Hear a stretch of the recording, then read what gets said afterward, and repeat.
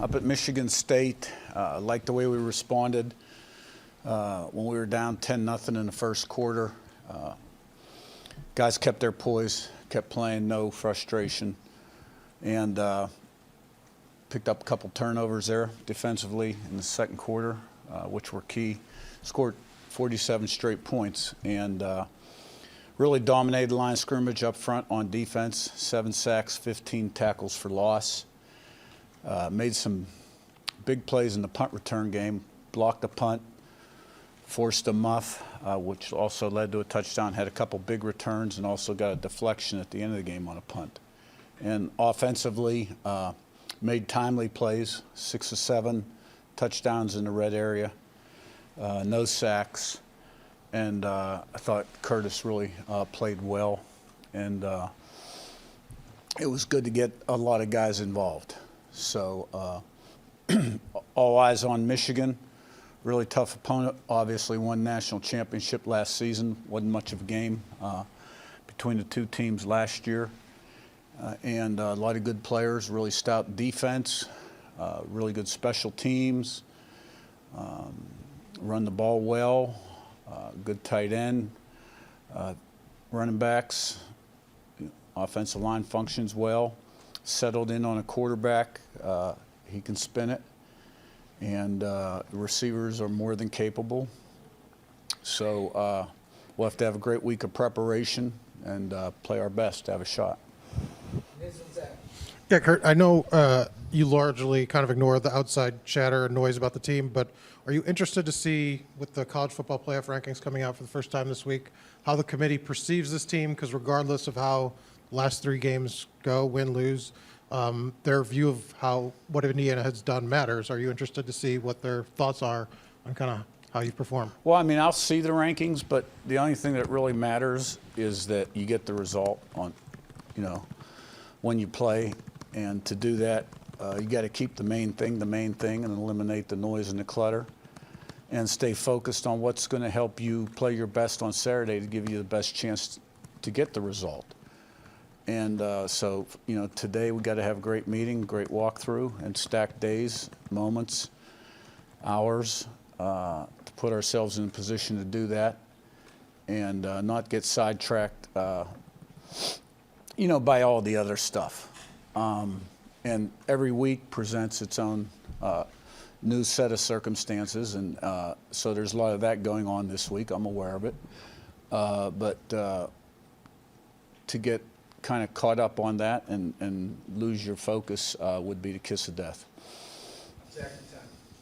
How do you parse Michigan? Obviously, they've been able to run the ball effectively in some games. You talk about them settling on a quarterback. They've never really kind of found maybe the passing rhythm they had a year ago, but they've obviously they're good on both lines of scrimmage. Just how do you, I guess, just sort of, I don't know if you say explain, but how do you at least sort of evaluate a team that has had this sort of season offensively that they've had with the struggles they've?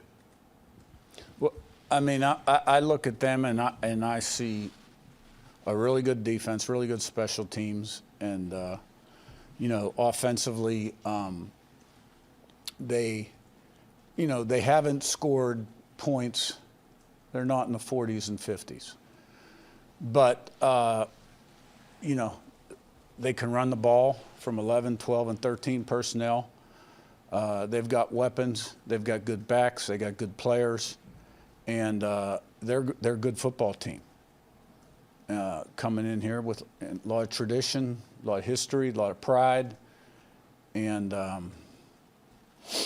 that's part of the reason it's on national TV at 3:30. So, I mean, to meet that challenge, we got to have a great week of preparation. Curt, Colston Loveland, one of the better tight ends, not just in the conference but in the country. When you have a tight end who can produce like he does, what does it change defensively, if anything, in terms of how you handle a team that tries to attack through that position? Yeah, well, you got to be aware of them for sure. Down the field and on screens, various things. Because when you've got size and speed like that, you can create, a personnel mismatch. So he's an excellent football player. They got a lot of really good football players. Curt, I know Michigan's defensive coordinator, Martindale, likes to blitz a lot. Has your offensive line seen a challenge like that in terms of the looks that they'll throw at you? And I guess what's your confidence level that they can handle a challenge like that? Well, we're still fairly early in our preparation, but, at this point in the season, you've seen most of what you're going to see. They do present a lot of looks, and they do a great job. He does a great job. He's an excellent coordinator, coordinated in the NFL a long time. And when you put the tape on, you see, a defense that's very multiple, tries to create problems for offenses, and good players that fly around, play hard. And it all starts up front with them. They're good inside, and they're good on the edge. And they're an aggressive defense. So, we'll have a good plan to be balanced on offense and protect the quarterback and free guys up in the pass game, and hopefully good in critical situations. And and then we got to go out and execute it. Daniel and Pete. Yeah, I feel like when I look out, I see you on one end, I'll see the play on the complete other end. Why do you kind of stand as far away as you do? And how do you maybe choose when to insert where you stand, I guess, around the team? Yeah, I like to stay on top of what's going on in the game and, see what's going on front and coverage defensively and also game situations and always be thinking a player or two ahead. If it's third down, our defense is on the field, on the phone with Grant. Grant, what are you thinking here? Are we going to return this or go for the block? I think we ought to go for the return here. Those kind of things. And I'm, on with the offense, and then I flip over with the defense just to hear what's going on. So, I'm trying to manage the game, be on top of the game, and, stay out of the way too, so to speak. But I've learned through the years that game management's a critical component of being successful. All the different situations, whether to go for it on fourth, 2-minute situations, when to call timeouts, 2 minutes before the half, whether to push it down the field or not. And to do the best job I can, that's where I feel like I'm the best, is a little bit removed. And let the coaches coach. Every once in a while, if I've got something to say, like I brought the offense up when we were down 10-0 and said, look, a lot of game left here, one play at a time. Okay, nobody has to do anything special. And that's the way I operate. Pete up top and Zach Beaton. Hey, Curt, excuse me. Can you talk a little bit about the production you're getting from Trey Wettig and Tyreek Tucker? Yeah, Trey Wettig, older guy, played a lot of football in his career from Wisconsin. Coach Bo's dad coached him at Wisconsin, knew him.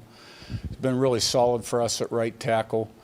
That whole group has been, really solid. And, he gives you a great day of work every day at practice and on Saturday in the games. He doesn't talk a lot, but really in that group, aside from Kadick and Carter Smith, the other ones are pretty quiet. So playing really good football for us. Tyreek Tucker also is in that rotation. We rotate 4 guys inside. He made some really good plays developing as a football player. He's gotten better every year. I'm really proud of him. I see where he's come from and where he's at today. And, he was instrumental in Pons' pick 6, 2 weeks ago, when he deflected the pass or hit the quarterback's arm as he was throwing it. So that's a position inside where we are able to rotate guys, keep them fresh, and he's played really well. Zachy on your right and Joe. Coach, the first 3 Big Ten games, you guys were -2 in the turnover margin. Now in the most recent 3 Big Ten games, you're +7. What, in your eyes, has been the biggest result or the biggest reason for that uptick in turnover creation? Yeah, well, we're normally pretty high in that turnover ratio, and we started out the season fairly well, and then we had a little spell there where we got a little bit behind. But they were critical in this past game between the takeaways on defense and the block punts, which I consider a turnover, and the muff punts led to at least 16 points. And in the Nebraska game was 28 points. And, we're doing a good job of protecting the ball on offense, which is where it all starts, right? Quarterback's making good decisions in the pass game, and the ball carriers or receivers are tucking it away nicely. And on defense, we're swarming the football, and our pass coverage has been tight. The first interception, Aiden Fisher was really good in his underneath coverage, deflected the pass, and Farrell made the interception. And on the second interception, Farrell made a really nice break on the ball and a nice catch for the interception. So, when you fly around, good things happen on defense. And we're flying around, and a lot of good things are happening. TFLs, sacks, and takeaways. Join your right from Jim, last one. Coach, something I've noticed in the conference games is how your team is wearing down teams for the full 60 minutes. I guess, what does that say to the resiliency, both the physical and the mental side, that your players treat every play like either it's tied or they're trailing? Well, that's what we preach, and never being satisfied, and they've responded. They've been able to kind of compartmentalize and have an edge, good competitive edge going into the game, and regardless of what the score is, the standard's the standard, and we're doing a pretty good job of that, first play to last play. Jim, last one. Curt, I know that we could talk about any individual unit in a positive matter, but this defensive front and the linebackers, what they did this past weekend, I know it's not historic, but pretty daggone close with ended up negative 36 yards rushing after giving up a plus 22 in the front. The importance of what they have done all year long. Well, defensively, that's where it always begins, is up front. Being able to win the line of scrimmage, both sides of the ball, you got to be able to win the line of scrimmage. Our defense has always been about creating havoc and disruption up front, TFLs and sacks. That hasn't changed. We play a little more zone coverage now than we used to play. And, the linebackers, we put a lot on those guys. And, they're run and hit guys and involved in the blitzes quite a bit as well. We brought a lot of five-man pressure in this last game. And you win championships by having a great defense. And, we certainly have played good defense here the last few weeks. And all season long been pretty consistent. You got to be better on first down. You got to get more positive gains on first down. So I know he took a lot of grief to himself for it, but I thought he played pretty well and, made some plays for us and did some things. I mean, he, out-of-pocket plays, touchdowns both times. So he took a lot of the blame, but as a team, we got to be better on first down. Anthony? It seems like the first 5 games are so close. There's been a lot of missed tackles and then not as much the last few weeks. I mean, is there a reason for that? Is it blocking? Is it working through something? A combination of things like that? Really just, again, same thing. On normal downs, you got to be better. When there's somebody right in his face right now, it's hard to make the guy miss. He did a really good job of getting the ball back to the line of scrimmage if we needed him to and, progressing. So, for us, we just got to be better as a team. Right here, Aaron. When you reviewed the film from Saturday's game, how did you feel you guys as a staff did preparing the guys? Yeah, I think you saw 2 different halves. You saw the first half where didn't feel like there was enough energy, enough excitement. Thought the team, I thought they were prepared and mentally ready to play, but just didn't execute. But the second half, it felt like it came out. But what you saw was a test of like what the culture is. Guys never quit. Our players kept fighting all the way to the end and had many chances to make it a 1-score game, had a possible pick. I thought it was a great call by Wink with the alignment and the movement, giving them a show of one look and giving them another, almost created a pick, and then, had a chance to get down in the red zone and score a touchdown. But credit to them, they're a good football team, so that's credit to them as well. You guys had some in-game issues as well, substitution, penalties, everything else. What did you chalk all that up to? The one penalty with the special teams, we got to clean that up, and then really there was only one substitution deal, which hadn't really happened all year with any tempo deal, so that was one that we definitely have to take care of. Noah, Will Johnson and Jair Hill were both out on Saturday. What's their status, and could you see either of them playing this weekend? Both working through it, pushing. Seems like Jair's working. He's trending on probably playing, but we'll see. And then we'll see with Will how he goes this week. On the left, Ryan? Obviously, a lot of new faces on staff this year. Just how would you assess the whole coaching operation through 8 games this year? Yeah, I think we just got to continue to get better. You got to find ways to get better in every way and put our guys in the best position. We are where we are with our record, but you got a chance to go fight and go win some more games. So that's the goal. Have you changed much from like the start of the year to now as far as preparation or coaching wise with the guys at all? Or? We've changed different practice things and schedules of how we've progressed through practice. I mean, as you go through the year, you get more banged up and do different things, so you've got to adjust the players. So, we'll keep adjusting and making the best game plans available to go win. All right, Larry. As you reviewed the first review, did it appear that the replay that showed that he dropped it came after they had already decided, like it was too late? And can you share like the mechanics? Do you have somebody in the box that's their only job, looking at replays? Yeah, I mean, I think we're all looking at every play, and the review, the angles that were shown for us to see weren't shown at the time, so we didn't see the drop. But I think it's knowledge that all the plays should be reviewed. So that's something that, obviously you saw the TV copy of the ball went right through the guy's hands and hit the ground. So it should have been reviewed, and but we'll leave it at that. And how about, do you have someone that's their job, only job? Or? Yeah, we have guys in the box. Everybody watches every play and every film. So I think that's a collective effort of everybody always watching that. So whether that angle in the box, we didn't see it initially, whatever it is, but it was obviously seen on the TV copy. Tony? Yeah, Sherrone, the first 6 or so weeks, I mean, really we're able to lean on this run defense and count on it. A lot top 10 early. Last couple of weeks kind of been gashed a little bit, I guess. Is that just what happens, or I guess what have you seen the last couple of weeks? Yeah, I mean, I think early on in the game, those guys did a really good job of spreading it sideline to sideline. And then, they got some creases. It's not like there's been just a load of explosive runs in the run game. They've had to definitely earn it, and we've made them earn it. So you got a really good team you played last week. So really good team and a really good scheme. So we got to do a better job fitting our gaps and doing those things to stop the run. Another good one on Saturday, obviously, in the run and stopping the run. I guess just how key is I know you're asked about getting Claw going again, and then on the other side. Yeah, huge. We got to do that. We've got to put together the best plan to do that, and that's the plan to do. John?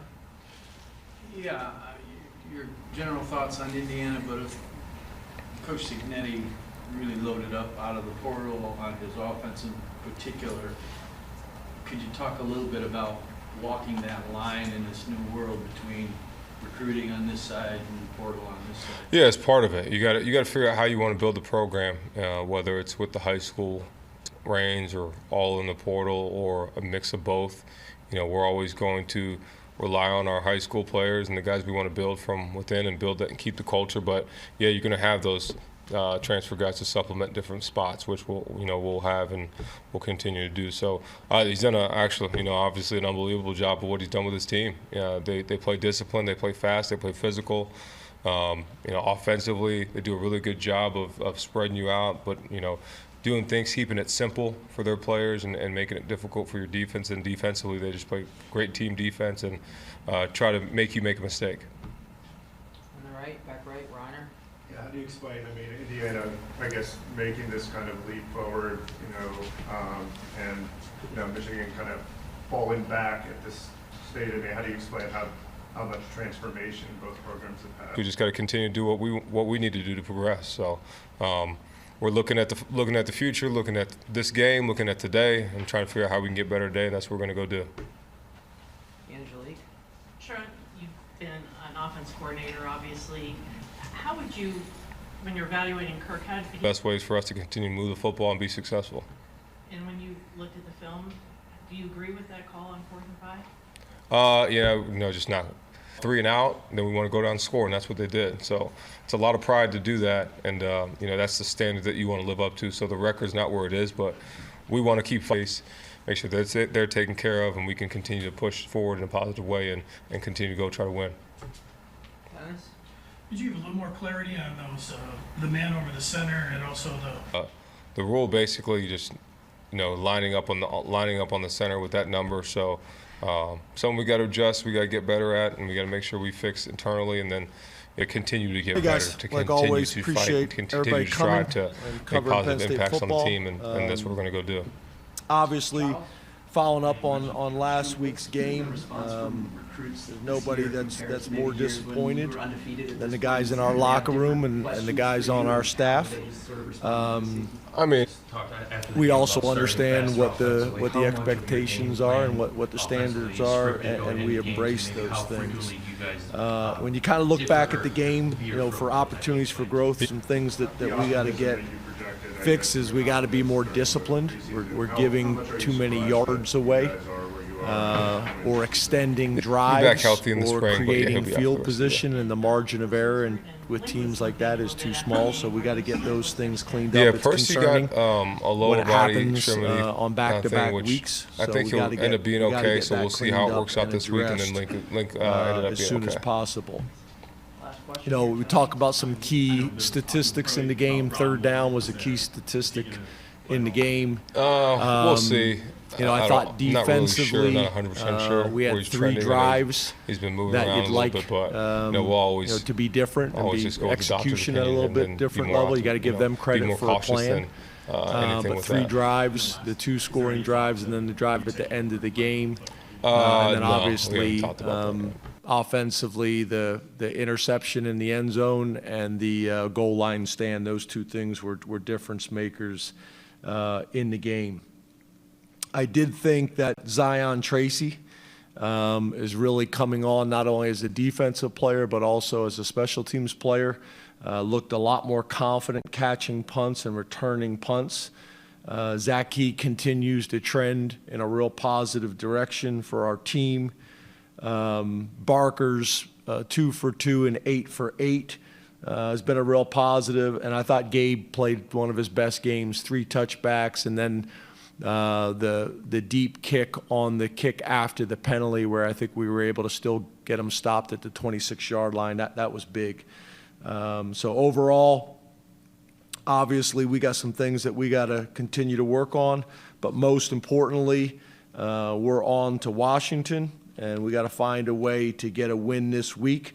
I thought the staff and the players did a good job last night and yesterday of making the corrections and then moving on to Washington. We got to make sure that 1 loss doesn't turn into 2, and that's controlling the things that we can in our building and flushing it, although, whether it's on campus or in the community or whether it's on social media, that makes it more challenging for specifically our players to do that, but we got to make sure that we've moved on. Because we got to find a way to get a win against a really good Washington team coming into our place. I've known Jed Fish for a long time. Respect Jed and what he's done over his career. He's got a ton of experience at a ton of different places. Obviously did a really good job at Arizona, left and took the Washington job, and is doing a nice job there. So this will be a challenge. They hit the transfer portal hard. I don't know if I have the numbers here with me, but I want to say they have 12 or 13 players from the transfer portal on both offense or defense, and defense. You look at what they're doing offensively. Brendan Carroll, these are 2 guys that he's got a background with as coordinators. From his time in the NFL and specifically with his time with the Patriots and the Seahawks. Brendan Carroll is doing a nice job with their offense. He's got an O-line background. They want to run the ball. They're committed to running the ball, but they've had really good production out of 2 wide receivers as well. But they're an 11 and a 12 personnel team, which is a pretty consistent theme that we've had all year long. Will Rogers, the transfer quarterback from Mississippi State, is doing well. The running back, Jonah Coleman, got a lot of respect for him. Big, thick back who's hard to bring down, 5'9", 230 pounds. And then obviously their receiver, Denzel Boston, who is leading the Big Ten in touchdown catches, is doing some really good things. And then another NFL guy and name that you guys will be familiar with is Steve Belichick. Who is their defensive coordinator, has spent pretty much his entire career with the Patriots, and then I think in college at Rutgers with Schiano. And statistically, their numbers are really good, specifically when you talk pass defense. We've been impressed with their linebacker number 42, Carson Bruner, their defensive end and linebacker number 11, and their safety number 13. Really, really good players that have been productive this year. And then their special teams coordinator, Jordan Paupau, has done a great job for them. The two guys that jump out to us is Denzel Boston again as a punt returner as well as a wide receiver. And then their kick returner and wide receiver number 15, Keith Reynolds. Two guys that have been very, very productive for us, and we need to be aware of where they're at all times and trying to limit their production on special teams. So open it up to questions. Let's go to Rich Garcella with the Reading Eagle. Good afternoon, James. How are you today? Good, Rich. How are you? I'm well, thanks. James, after having a chance to review the film, what did you see from that goal line stand in terms of personnel, execution, and play calls, and what's your biggest takeaway from those 4 points? Well, I think first of all, obviously we didn't get movement. We didn't get movement up front. We got two of the better running backs in the country. You want to try to, feed those guys and allow them to get downhill. They've done a really good job of it, not only this year, but kind of throughout their careers. I think that's the right thing to do, but I also think there's a piece where you can say in critical moments, you got to think players, not plays. And, maybe in one of those 3 downs at least, you got to make sure Tyler Warren touches the ball. However that is, whether it's Wildcat, whether that is in the passing game, or whether that is as a ball carrier. But again, I think we got 2 really good running backs that we feel good about, and those guys have got to touch the ball as well. So that's probably the biggest thing. I think when you do throw the ball, you're going to have to understand that they're just as aware of Tyler Warren as we are trying to get the ball to him.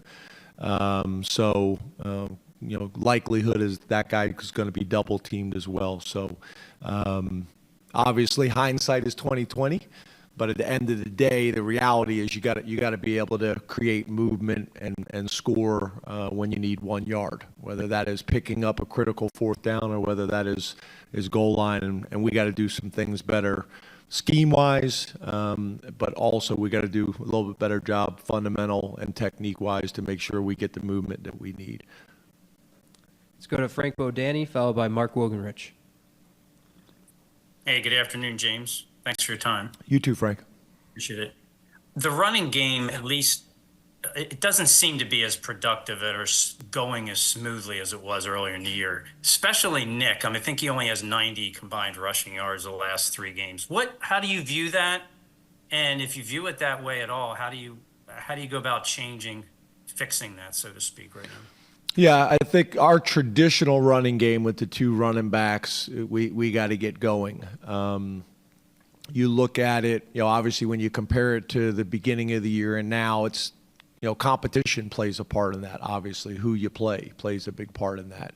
But I think there's some things that we got to do, in terms of scheme to make them defend the field and spread the box out as much as possible. Whether that is outside zone, whether that is gap schemes, whether that is inside zone, whether that is personnel. I think some of the heavy stuff has been really good to us, but it's the age-old argument, right? Whether it's the run game or the pass game, if you go heavy, they got a chance to go heavy as well. They got a chance to match personnel. You bring in another lineman, they bring in another lineman. You take a lineman out, which sometimes I think, people wonder why you do that. Well, you put more wide receivers in and you spread the field, you make them defend the field. That's one less block you have to make in the box. No different in pass protection. Everybody thinks to throw the ball down the field, you have to keep more guys in, but they're also going to bring more people the more guys you keep in pass protection. So we got to get our traditional running game going. I think that's going to be a combination of both. still doing some of the heavy stuff we're doing, but I think we could expand on some of the spread stuff as well to get some guys out of the box to create more space. And then also from a scheme standpoint as well, making sure that we're making them defend the field as much as possible. So outside runs, outside zones, which also could have an impact on inside zones and gap schemes as well. Let's go to Mark Wogenrich, followed by Johnny McGonigal. Hey, James, how are you? Good, Mark. How are you? Good, thanks. In July, you set up this season, we've got to play our best when our best is needed most in the biggest games and the biggest moments. How would you assess then the program this season in that context?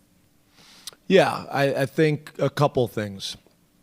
Obviously, after the game that we just played, we did not do that in that game. Again, just like the comment I made about the run game, the competition factors into that.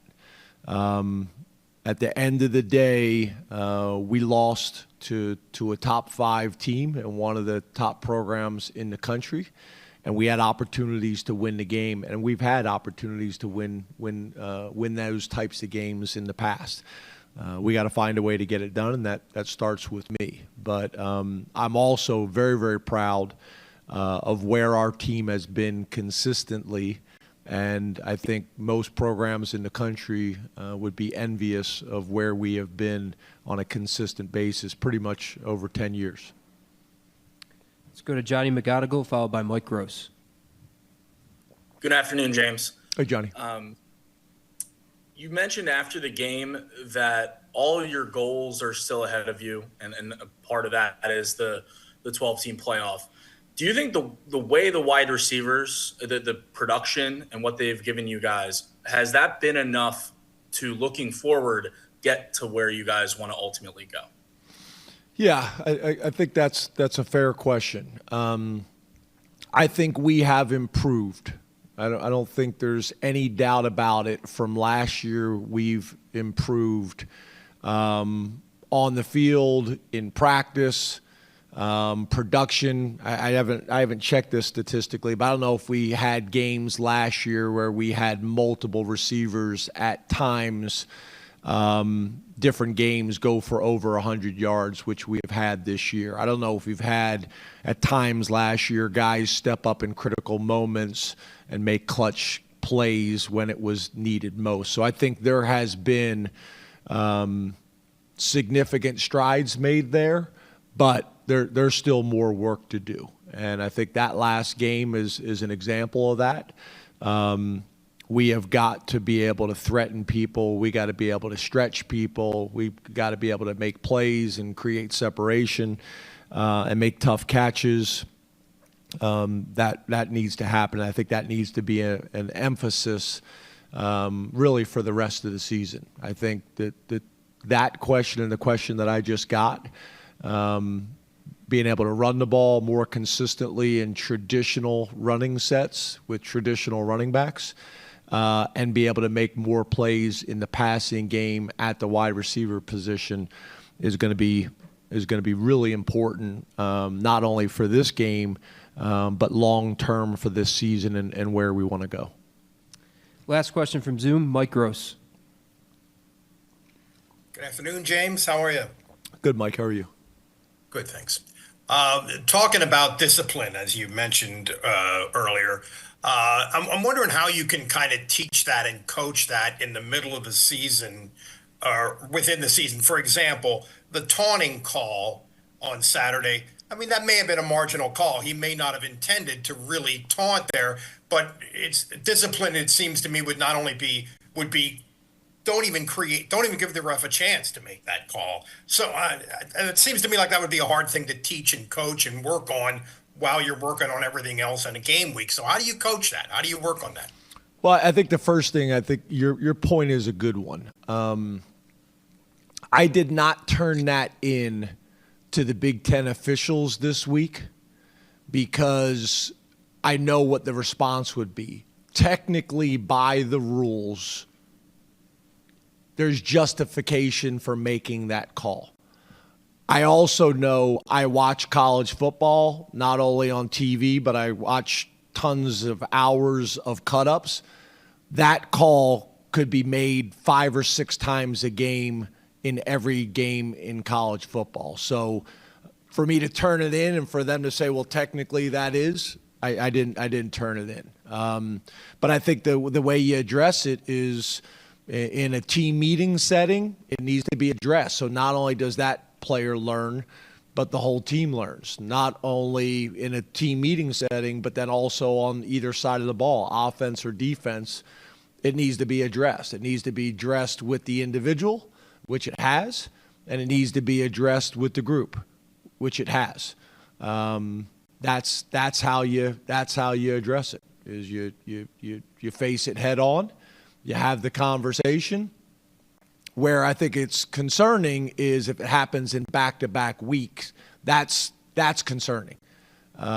Where you feel like you've addressed something and it happens again. We'll go to questions in the room. Over here, Mark. Times, James. Thanks for your times, James. You too. Yeah, excuse me.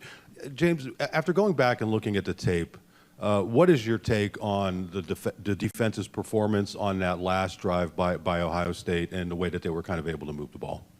Yeah, the last drive was concerning, right? Starting with the quarterback sneak for 4 yards. Obviously, we needed to score in that goal line drive.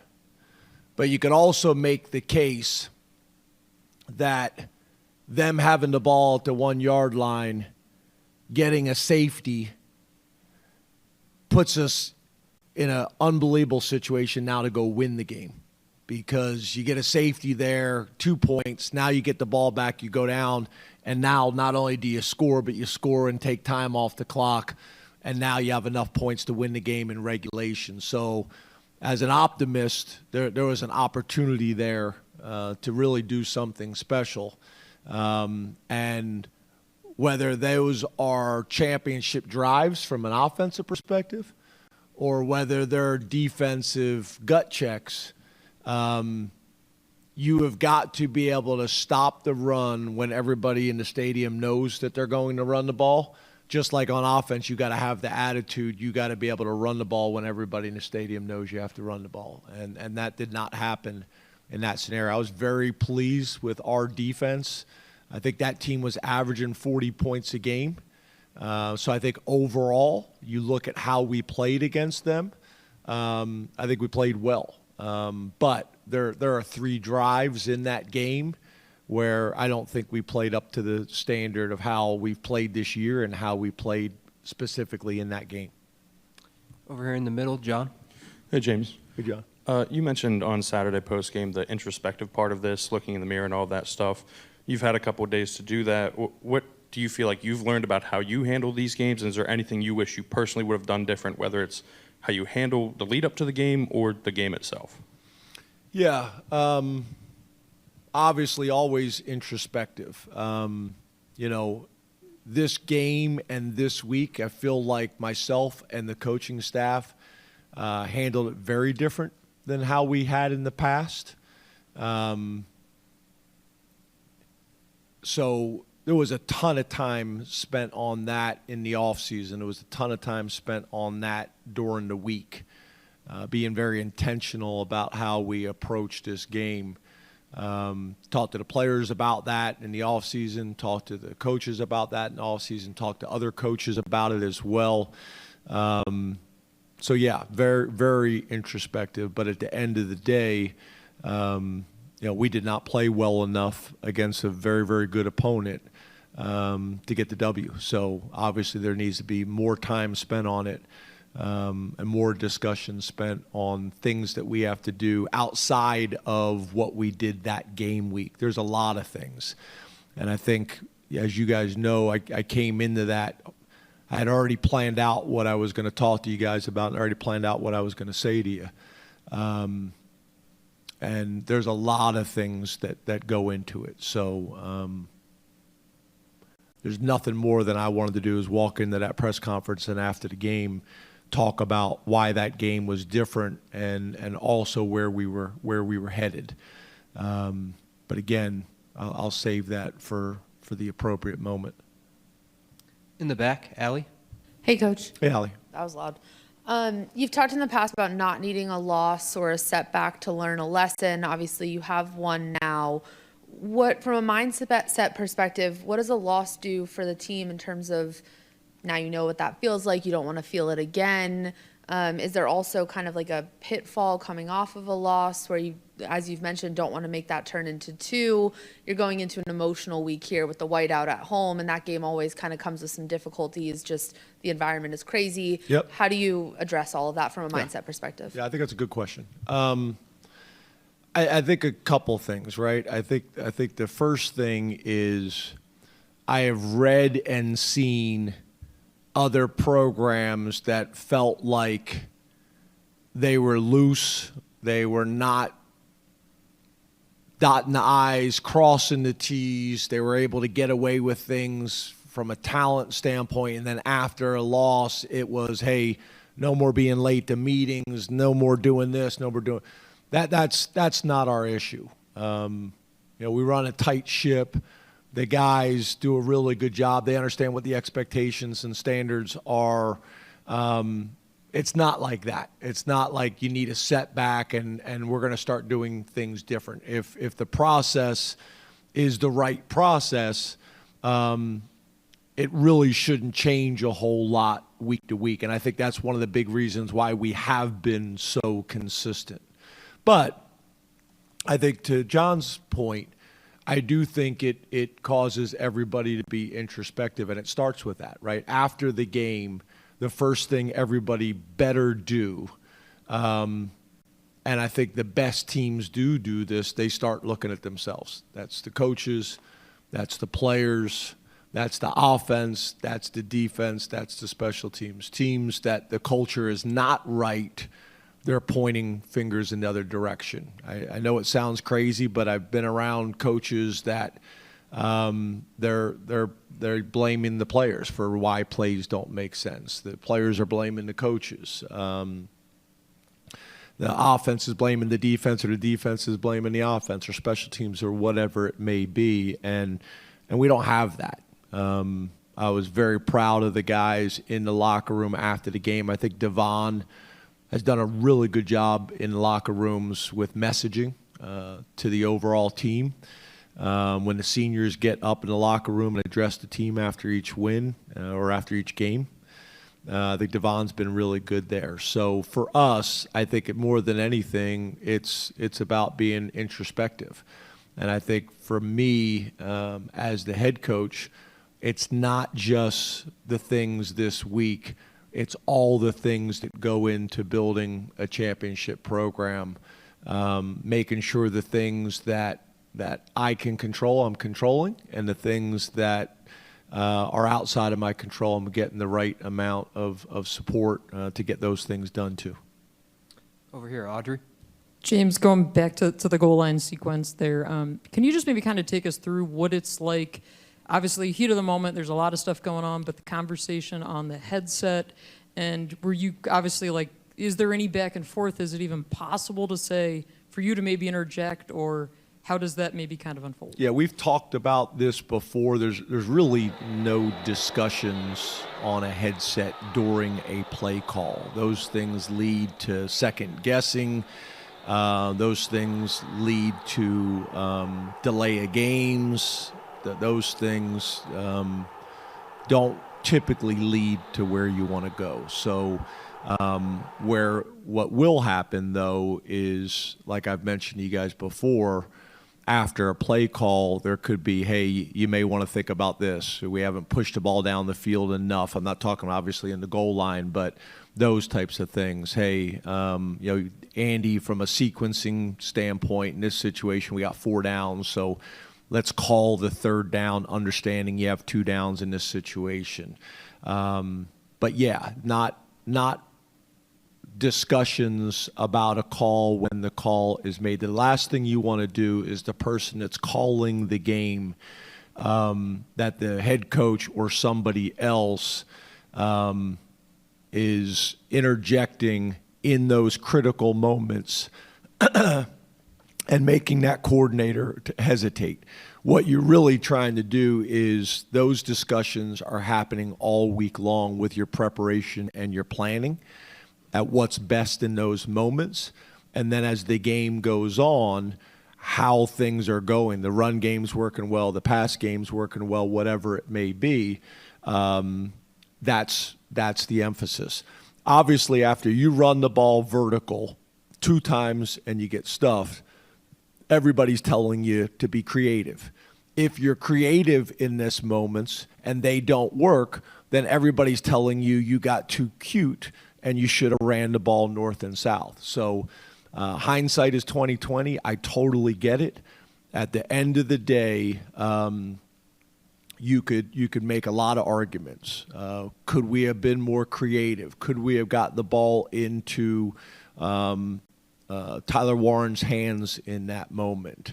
From a technique and fundamental standpoint, could we have gotten more push? All those things. The reality is, back to when we won a big game in the Big Ten championship game on 4th and 1.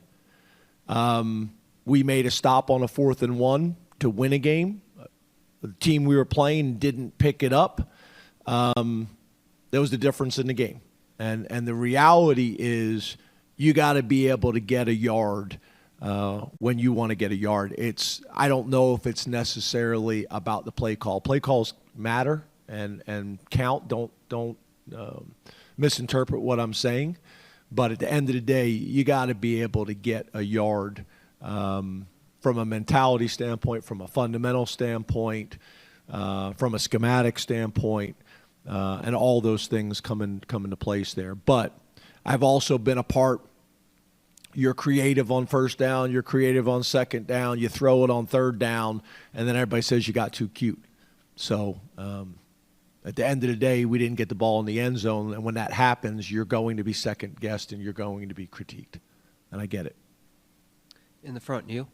James, the altercation with the fan, or the interaction with the fan, is that regrettable? And also, if you could, the last minute of the first half, you let 20 seconds or so go by, but you still ended up down there. Did that play out the way you wanted it to? Yeah.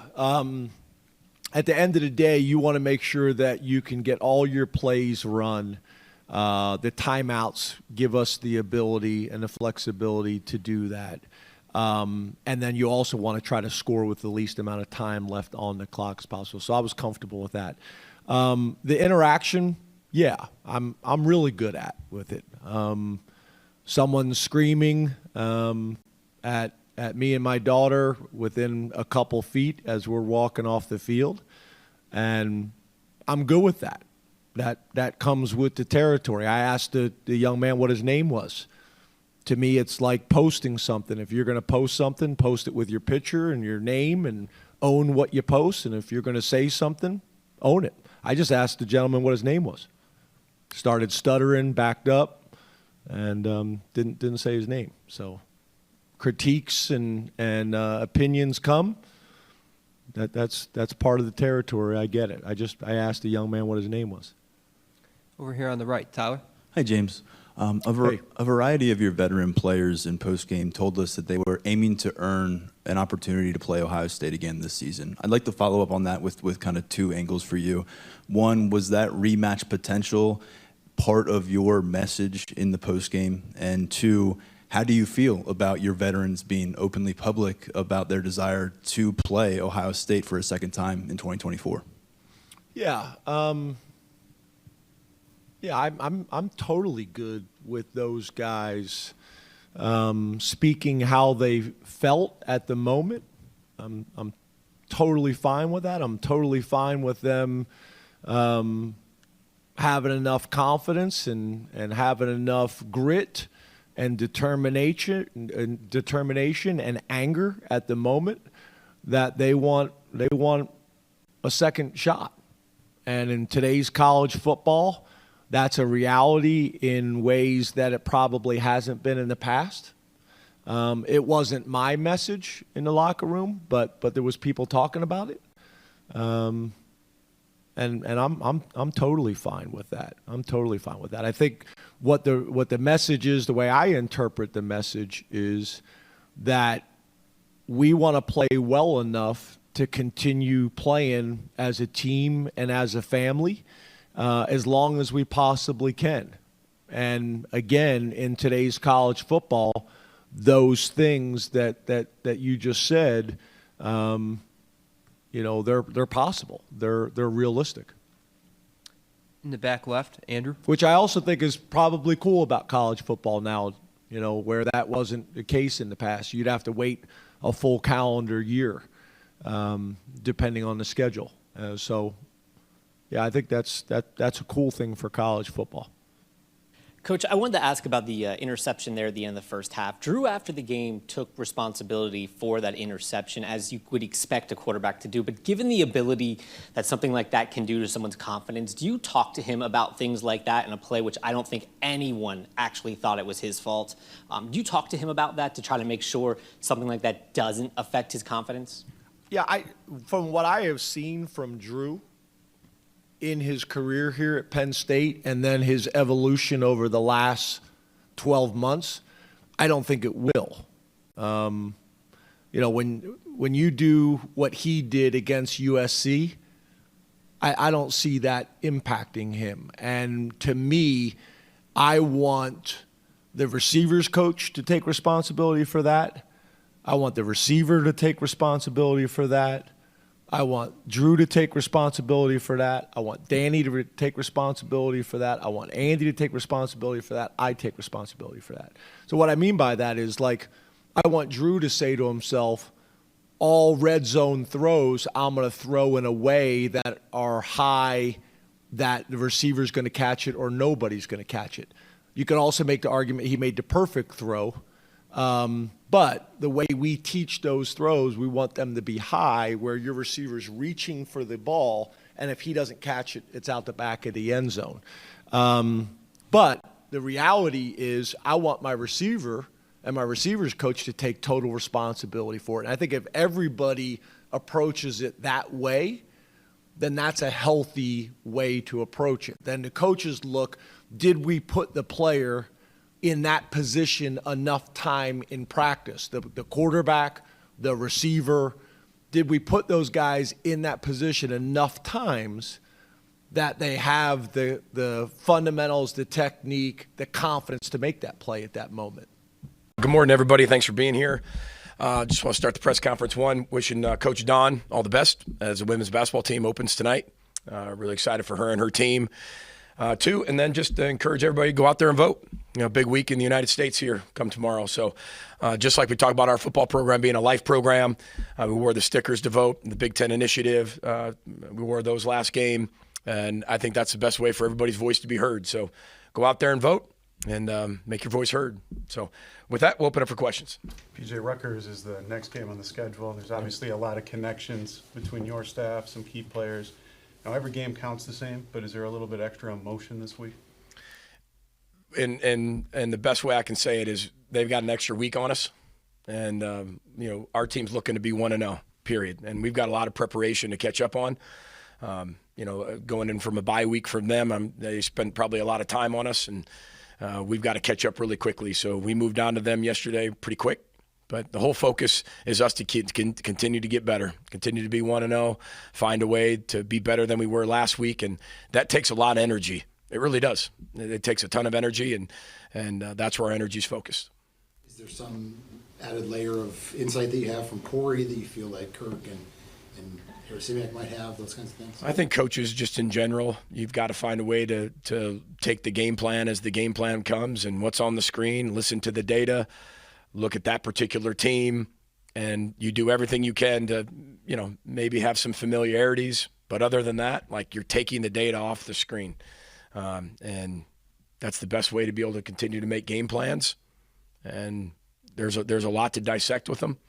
And we've got to find a way to be the best football team we can be come Saturday. What have you seen out of their quarterback this year? What's impressed you with him?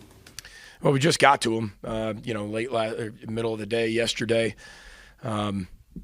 He's doing what he does. I mean, he's throwing with the RPO game, and he's hitting his checkdowns, and the receivers are making plays, and they're moving him and running him a little bit. So I mean, you've got to be able to have everything around him being very, very sound, because the way their structure is set is to make sure that they can, if you're going to stop the run, they can RPO you. They can throw the ball down the field. If you forget about the quarterback in the run game, he can run, and he's a really good athlete. So, we've got to play really sound, disciplined defense. One of the things that came out of Saturday was Quinn's leadership. Max brought it up. What have you seen out of him playing, guard and tackle and It's a great question, because, Quinn and I, we talk a lot. We have a lot of meetings where he'll just pop in and just chit chat, and, beginning of the season, Quinn asked me, he's like, are we going to move me from guard to tackle to guard, or are we going to solidify something? And I was like, well, in the perfect world, I want to keep you a guard. He said, okay, that's what I hope for. It's okay. And I remember when we moved him out to tackle in one of the games playing this year, I get this little tap on my shoulder in a game. And Quinn's like, Coach, I thought we were going to keep me where we were going to go. We'll handle this tomorrow. We'll talk tomorrow. And he's like, okay. And because he's he takes every conversation we have very seriously, and I'm very truthful and honest with him about everything that we do. But also, what he's all about what's really good for the team, he will do. He's the greatest teammate anybody could ask for, because he is willing to go between guard and tackle to guard. Now, it's not like if you give somebody a choice, would you like to keep swinging around, or would you like to be able to be in one solidified position? They'll probably pick one solidified position. And that was that whole point. And then I talked to him on Sunday after the game, like, listen, I know I said this, but this part isn't ready. Like, this part of where we can solidify you just isn't there yet. It will be there, but I can't sit there and have our conversation trump that. I've got to make sure that we do what's right for the football team. Coach, I understand. I'd prefer that, but I'll do whatever the team needs. And I think that's a perfect example of what you saw this past week. He was one of our players of the week. He was one of our elite playmakers. You watched how fast and athletic and tough he played. But the guy at right tackle, I thought, played really well too for his first start. And don't think that Quinn and him, didn't have a ton of meetings all week leading up to that, because that's Quinn's leadership. Quinn is going to take people under his wing. He's going to make them better. He's going to be able to help them get to where they want to go. He's just such a selfless teammate. And I couldn't ask for anything more out of a leader and a captain than him. And I'm really glad he's playing at a really high level, because I think he's elevated that whole O-line room. And again, we have to be able to move some people around, and we got to be flexible. And nobody's been more flexible than Quinn. And I would have loved it not to be as flexible, but that's college football. Sometimes you can, sometimes you can't, and he's had a great understanding of that. So in that same breath, with the way Phil played at right tackle, what are the chances that you keep those two in the same spot this weekend? We're going to do everything we can to do that. I think that's the whole plan. That would be the mission, to make sure that we do that. We got to keep getting better, though. There were, as I said, I thought Philip played really well, and he's tough and he's aggressive, but he's still, a redshirt freshman. He took a huge step in his growth, but now he's got to take a gigantic leap, and I know he will. And he's a very transparent learner. He wants to get better. And again, what I've said with Quinn's leadership, that room works incredibly hard, right? Required, unrequired, and he's right at the top of the list of how hard he works. So I think that, again, he got that first start out of the system and played really well. But just like anybody on the football team, the expectation is to change your best and be better this week than we were last week, and just be hyper-focused on that. The offense hasn't turned the football over in over 14 quarters. Can you remember a stretch like this during your time here at Minnesota where they've been taking care of the ball? Well, I think that you get what you emphasize, and you get what you demand. And I'm not saying just from a coaching perspective. You get that from a player's perspective. You can emphasize and demand anything you want as a coach, but if the players aren't buying into that and then doing that, you're not going to get it. So our job is always to be able to create that trust of whatever we put in front of them, they have the time, consistency, and proof to be able to say that works. And I can see how that influences games. And that's my job as a head coach, to show how the takeaways and the turnovers infect a game. NFL, college, high school, Pop Warner, it all does. And that's part of that 78%.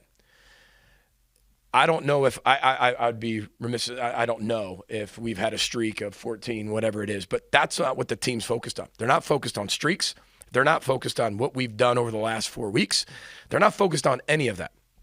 This team has learned lessons, right? Left the event and then lived in truth. And I mean that locker room in Michigan was a drawing a line in the sand. And that was a choice by players. They didn't have to do that. They could have threw a pity party for themselves. They could have felt really sad and like this happened to us and we didn't get that call and that didn't go our way and poor us. That was opposite of that locker room. And I don't know if I can remember a stretch of what you're saying, but I can remember a few locker rooms, only a few locker rooms in 12 years being head coach that were like that at Michigan. And I thought you could tell that we were going to take off from there. Not guaranteed winning games, just take off as a team with our confidence and what we were going to be able to do. So, I mean, Western Michigan, I think, that last year, I don't think we turned the ball over for 8 straight games. So that would be the only streak that I remember because that was so unique and different. But that's how that team was undefeated. I mean, they valued the football. And we watch all over the country when people don't value the football, and even when we don't value the football, and maybe got away with it, right? And if it was different, we wouldn't have got away with it. So, but this team is hyper-focused on what can we get better at, 78%, the ball tackling explosive plays, and then truly living in the moment and living in truth. I think that's hard to find in 2024. I mean, we've been very transparent. I'm not saying more than any other team, but this team, you can coach. And they love football, and they love to be coached. I think that's getting harder and harder to find. PJ, you always talk about boiling it down to 1 week. Is there anything that you do uniquely to kind of distance from a 4-game winning streak to just focus on now? No, because we've been doing it. I mean, we do it every week, Andy, every week of my 8 years here, we have a new theme per week. It's hard to connect last week to this week. We have a theme for the year, but then we have weekly themes to keep that turnover, right? We celebrate on Sundays. That's the reason we celebrate. We celebrate in the locker room the way we do. We celebrate on Sunday for, they all get to pat each other on the back and high five each other, and then they truly move on. And I think that's what you need to be able to not let things run together, whether that's losing, whether that's winning, because last week has nothing to do with this week. Has nothing to do with it. I don't believe in momentum. You know that. I don't believe in shifts. It either is or it isn't, and why was it not? Or why was it? Focus on those things. And you can't emphasize everything. So what do we emphasize in winning? The ball, tackling, explosive plays. And if we can play really sound football, it puts us in games and gives us a chance to win the football game at the end, and then we got to make one more play than the other team. PJ, I know the portal's not a new concept. Is it still going to be weird to see Ethan in a different jersey, knowing the relationships he built here, and have to game plan for him? I think that there's just a lot of you look on both sides of the ball. There's a lot of people who have a lot of connections, and that can't be the focus. And that's not going to be the focus. The focus is on going to get this football team better. They're going to work on being better, I'm sure, on their other side, and we're going to focus on being better. They just have an extra week ahead of us. And so we've got a lot of work to do to play catch up and, to get our football team better, to find a way to be 1-0 against a really good team. What's the challenge with Kyle Monange? I don't like to compare players to players, but, he's got a lot of Muhammad Ibrahim in him, but probably faster. He's hard to find behind that line, the big line they have. They run a lot of inside zone, outside zone. They do it a lot of different ways. They're getting themselves in the right looks, and then the minute you get an extra hat in the box, they're finding ways to exploit that with their wideouts. But he can play the speed, the power. He's got great leverage. He's got great balance, center of gravity, speed, toughness. I mean, he delivers blows. We've got to be really good tacklers this week. I mean, that's going to be a huge emphasis for our football team, and I think he's one of the best backs in the country, let alone the Big Ten, because he gets hard yards. Anybody can run through the holes. I get that piece. But what do you do when it's not there? He's still getting 3 to 4 when there's nothing there. And I thought that's what Muhammad Ibrahim was so good at, getting so many of those hard yards and doing it very naturally based on the type of the body structure that you have and using that to your advantage. And he's a very, very talented player. Got a lot of respect for him and what he does. PJ, where has Anthony grown most this season? Yeah, it's a great question. I think Anthony's grown a lot. I think just in his maturity, the have to, want to piece, whether that's his body, whether it's his technique and fundamentals, the attention to detail and everything in his life. Anthony's taken a huge step, not only as a football player, but as a man. I'm really, really proud of him. I mean, that's a lot of work and unrequired for him for sure. We saw Ja make the huge play at the end, but he played a season low of snaps, 18. Was that injury related? You go through the season and everybody gets bumped and bruised, and we listen to our medical staff about what people can and cannot do, and then we listen to our players throughout a game. He started the football game and ended the football game. Period. Started, ended, and I think his presence was felt throughout that entire game. We have the ability to get to a lot of different packages, period. I think you saw different packages on that field and the versatility and guys at different positions. And that's something that we can continue to do no matter who's in the game. What did you see from Daniel Jackson on that 37-yard catch to kind of slow play it and bait that cornerback? Like that? I thought he took everything that he's been taught and everything he's learned over the course of his however many years here, and it looks like such a simple routine catch. Well, it's supposed to look simple and routine, but that is actually more difficult than I think people are saying. To be able to slow down, keep that person on your hip, right? Not being able to show your hands too early, right? Late hands it, keep your feet and your balance to be able to almost let your whole body on the low end go dead a little bit, and then make the catch over your outside shoulder and stay in bounds. The way that he's able to have the body control to do that, the awareness to do that in that moment based on the ball and the ball flight, there's a lot of things that go involved in that, and it's part natural, and then it's part, you got to learn some of that stuff by failing, about doing some of the wrong things, and I think that he put it all together on that, and that's where it shows his growth. Something that simple like an inside fade or a go route on the outside that he ran, it's almost simple. It's so simple, it's really complex to do, and I'm just glad he was able to put it all together and make a great play. That's what's so fun about him. He can play outside, he can play inside, he can make vertical plays like that, he can make the short posts and all the option stuff. That's what makes him so versatile. He can do all of it, and that's a huge, huge play in the game on the 2nd and 10. Huge play. That looked like Greg Johnson's best game of the season. What do you think clicked for him? You got a good eye, Ryan, because you're right. It was his best game of the season. I think, again, it just comes back. It sounds boring. It's not fun to write about. It's just getting better. Like, he just keeps getting better. And these guys don't judge themselves and live in judgment. They truly live in truth on Sunday, put their leather vests on. What can I do better? How can I help the team? Even if I don't play my best, how can I get my teammates to play their best? When you're playing for each other, that's different than playing for something. This team has always played for each other. That's one thing I can always say. And Greg Johnson, beginning of the year, yeah, I mean, he had a lot of areas of improvement. And he's closed the gap on all those, 9 games into the year. And that's what you want. You want your football team from the start of the season to the end of the season to get better. We said at the end of the year, we'll look up and see where we're at.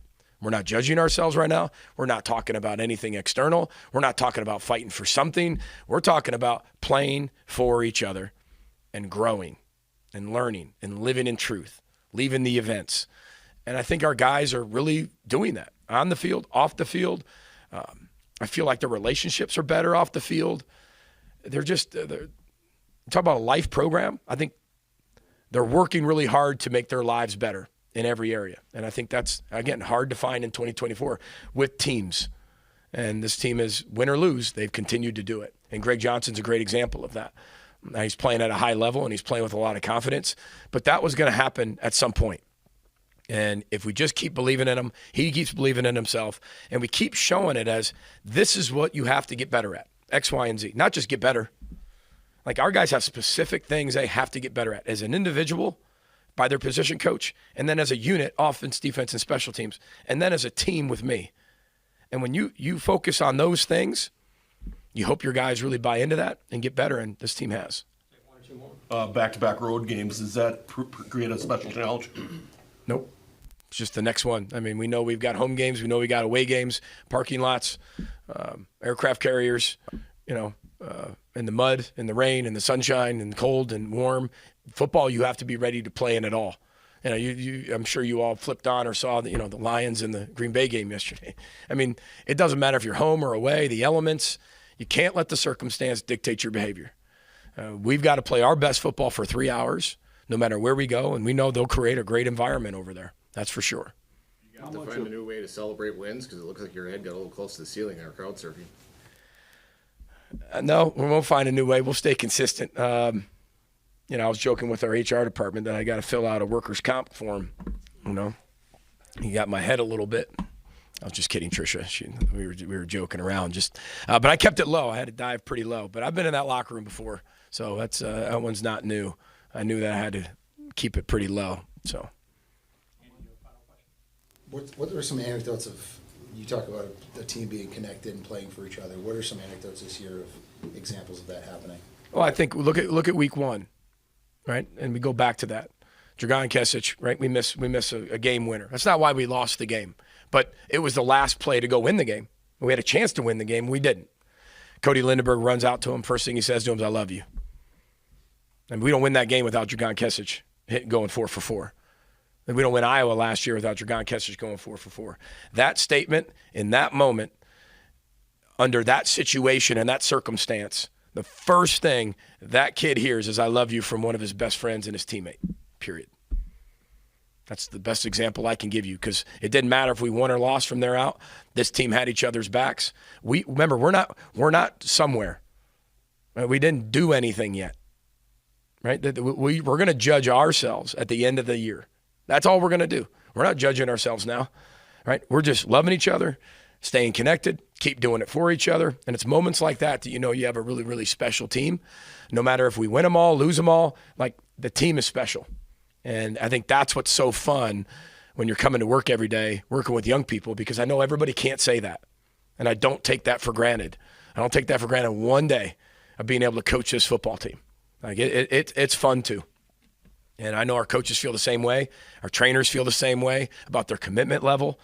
Our equipment managers would say the same thing.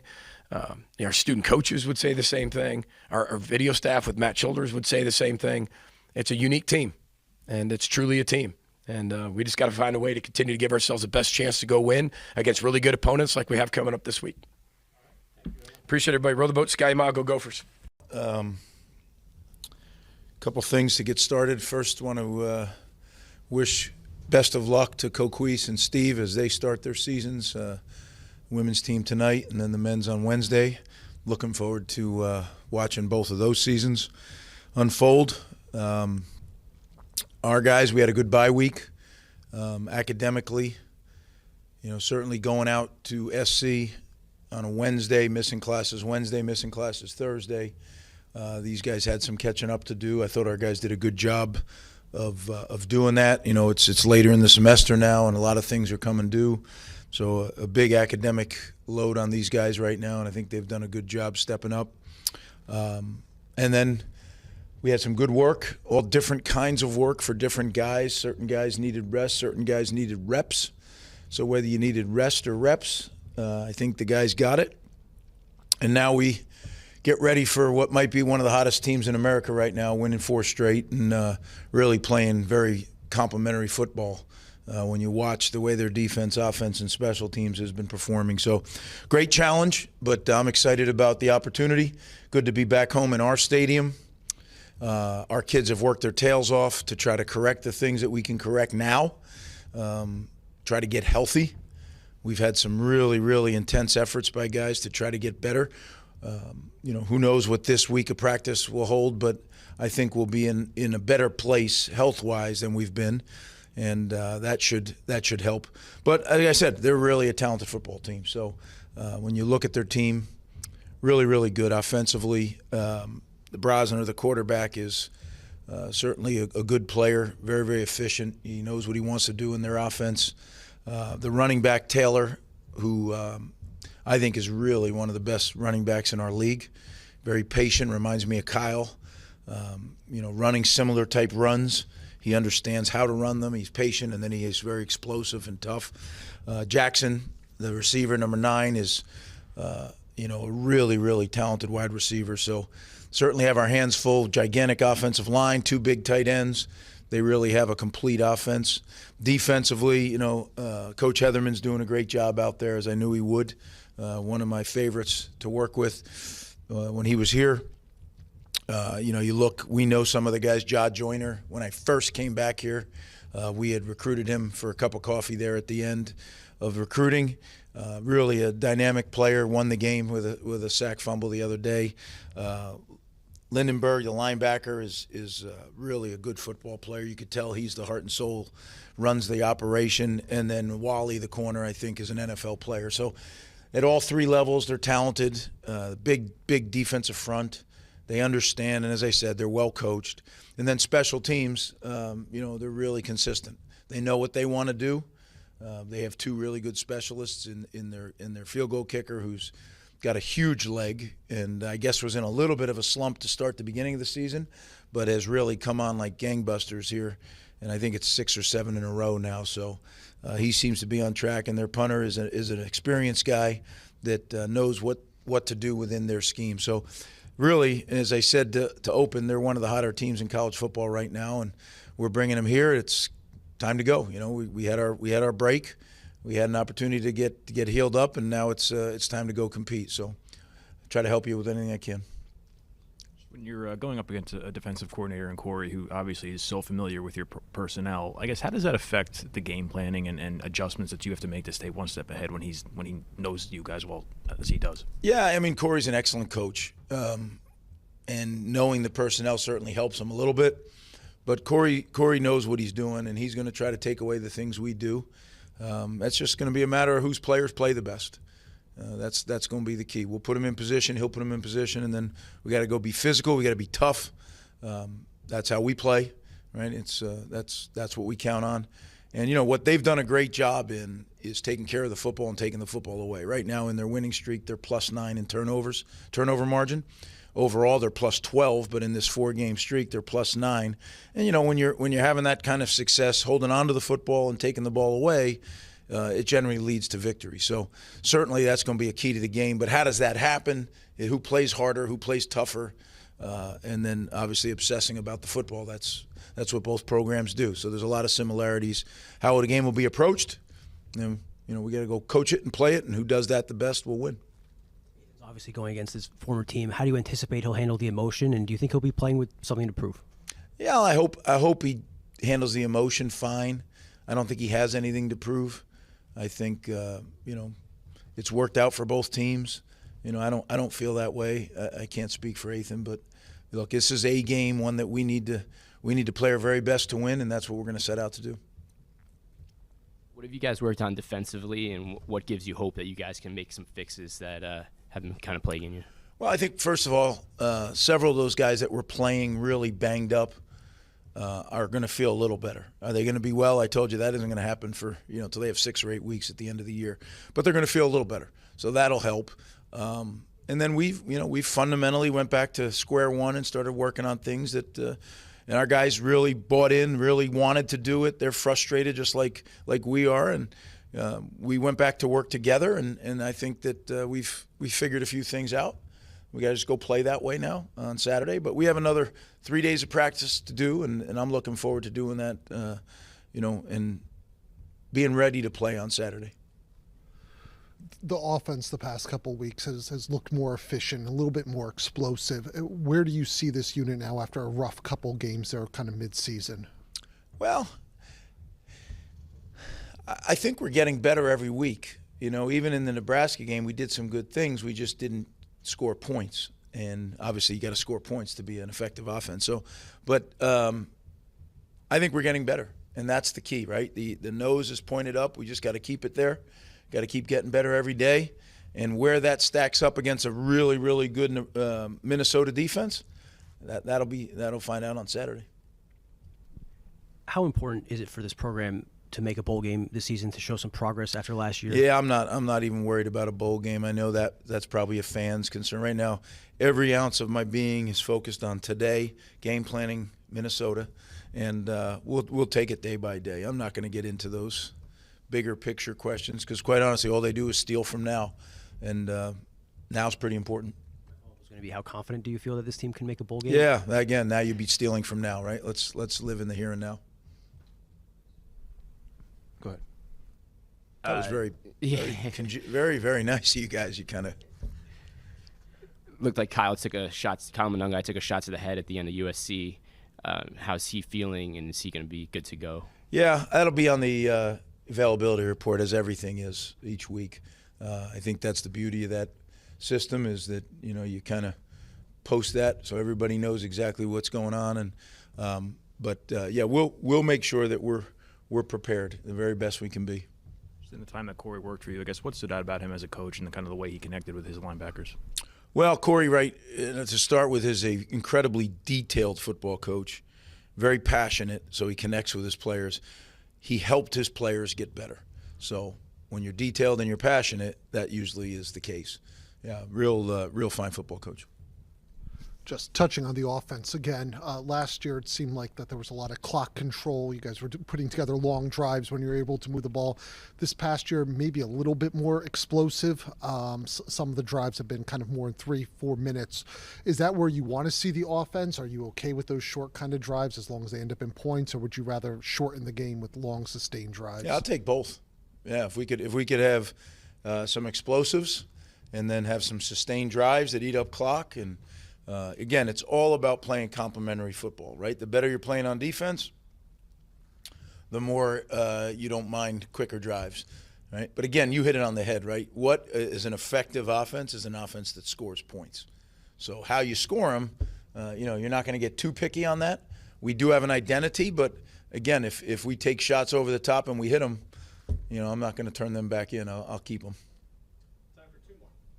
You touched on the Minnesota's turnover margin being so good. Is that a byproduct of doing things schematically, defensively, or just taking the ball away and protecting the ball? As simple as that. Well, I think they play really hard. I think, yes, they have a very good scheme, but right now they're playing very, very well together. They have a way that they're playing very hard, and as I've always told every defense I've ever coached, you get lucky in relation to how hard you play, right? So some would say, "Oh, the ball's on the ground." Well, you made your luck.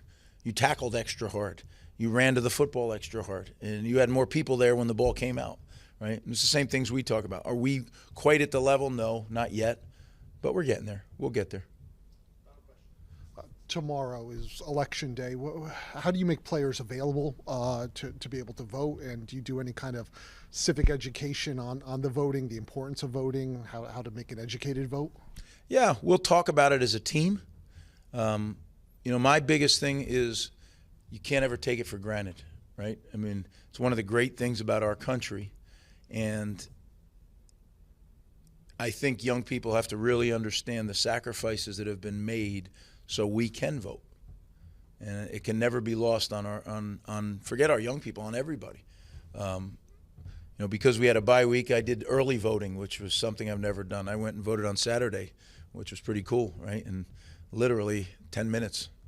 I'll tell you what, I think it's easier for people to vote, and I think there's no excuse not to. I mean, you have that right and that privilege in this country. And yeah, well, it's only one vote. Well, if everybody thinks that way, then they're all one vote. And I want our guys to understand that. So we talk about it, and we will talk about it again tomorrow. But there's plenty of time to get to there's plenty of places to vote around here, and some of them do write-in ballots, and some of them go out and vote in person. But I think our team understands it, but I'll make sure I remind them.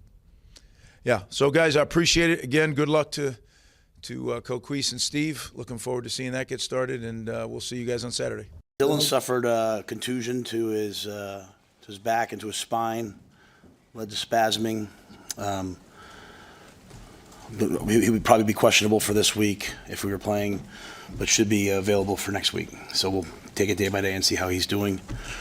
Ramir Johnson hurt his ankle, was not able to finish the game. We'll have to wait and see, how Ramir's doing. Other than that, I'll take your questions. What's the biggest challenge for you this week? I think this week, Mitch, is a week of introspection. After the last 3 ball games, I think it's for me as the head coach, looking at everything that we're doing. I think it's for each assistant coach looking at everything that we're doing. What are we doing well? What are we not doing well? I think it's for each player. Bad organizations point fingers. Good organizations look at themselves, and this is a tough time, so we have to be a good organization and look at ourselves and challenge ourselves. And it's also a week of recruiting. That was disappointing on Saturday. Yet I'm in the office at 9 o'clock on Sunday, meeting with recruits that were there and came in the next day because they do see a great game day atmosphere, a great place. They see us playing freshmen, and so you will hit the road as well. So I think it's a lot of, like I said, a lot of introspection. At the same time, we have to get ready for USC, and so we're gonna game plan them today. We're treating this like this isn't a bye week. This is a game week for us. We're staying here late tonight working on USC. We worked on USC yesterday, so probably those three things kind of in a combination. Given the struggles on offense, I mean, it's 18.1 points a game in the conference. Would you consider changes to help jumpstart it? I think my job's always to consider everything. I think part of that is what are the problems, what are the issues. It's looking at everything. So I think one of the first things I'm doing this week is I have a lot of friends in the business, had some outside people kind of come in and look at, hey, tell me what you see, and I think that's probably at least in my history, one of the best things you can do is just have a fresh set of eyes, look at it. And so I'm going to have some people that I trust look at both us on offense and on defense, and kind of look at what we're doing, and then go from there. They come in here physically. Yeah, I'll bring some people in here this week. From your perspective, what do you feel like is not working with the offense?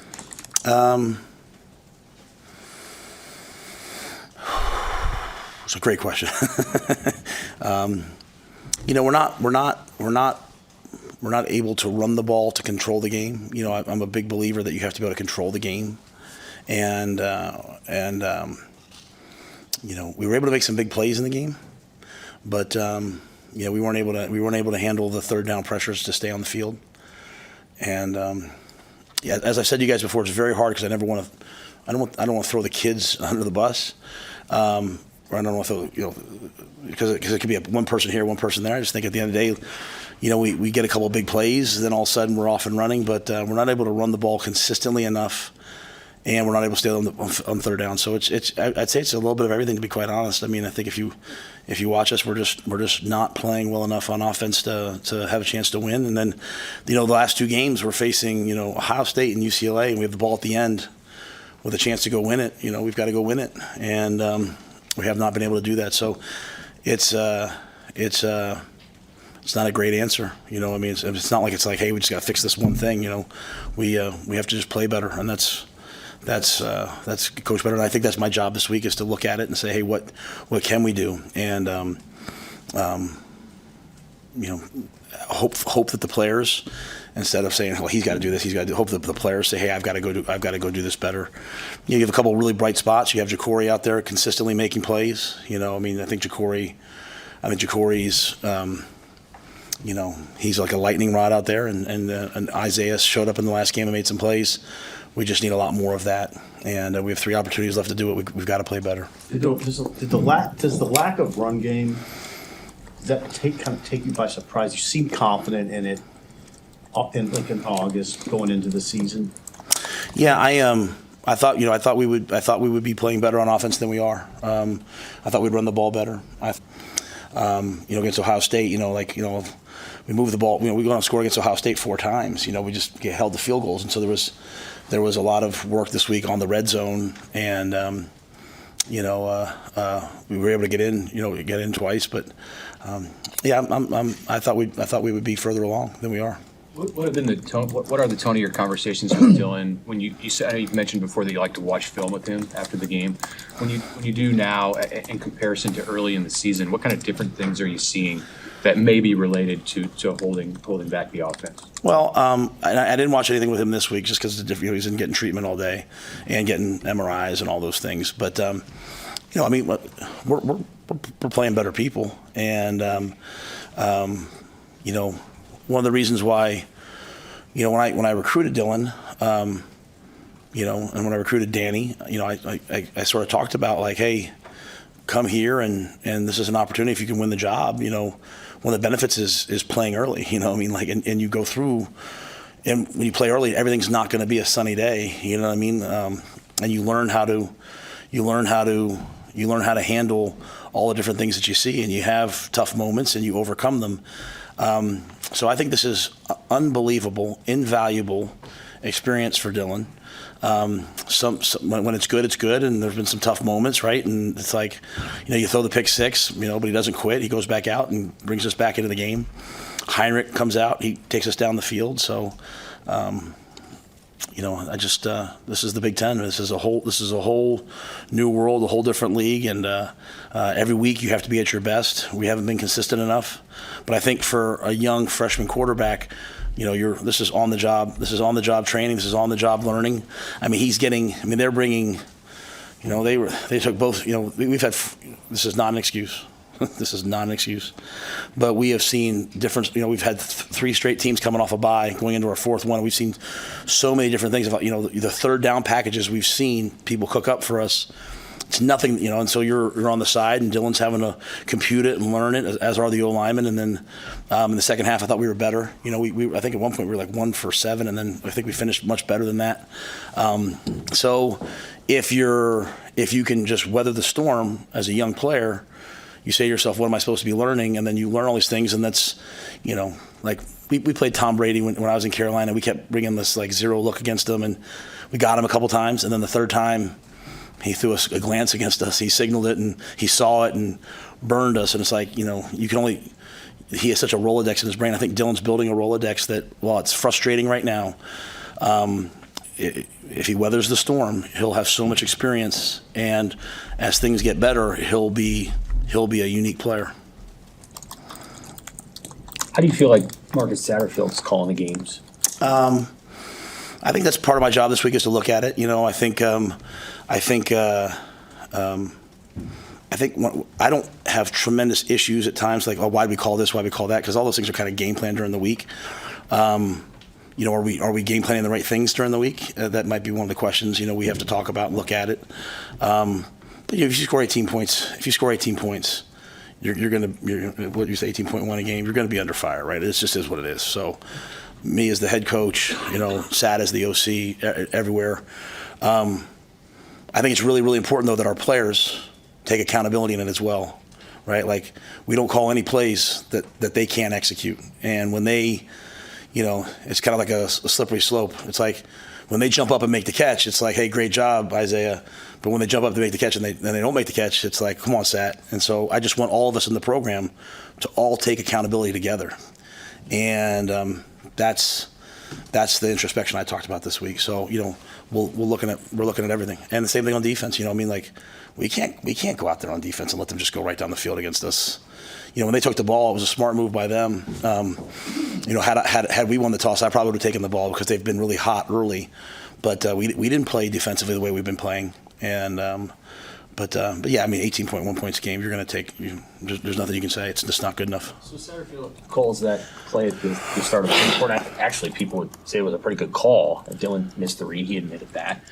But on the subsequent drive, I think you guys ran it like 4 times in a row. Was that Sat committing to the run, or did you interject there and say, no, we're going to run the football? I didn't. I don't think that I interjected anything. I don't know that I remember the exact exchanges. We had a game plan going in of, hey, we're going to had certain runs that we liked, and early in the game, they went 8 minutes, we went 3 plays. They went, whatever, and so we didn't really have a ton of opportunities in the first half, but we knew, based upon the way that they've played, that you're going to have more opportunities in the second half.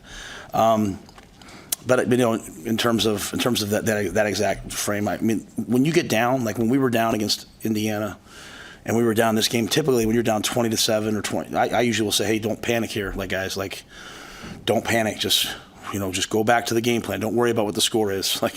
Just go down and score a drive. There's some questions. I got to ask after the game. I got to ask some questions about when you're down 2 scores. The thing that I've learned, and you study all the analytics, is just go down and score. Don't rush.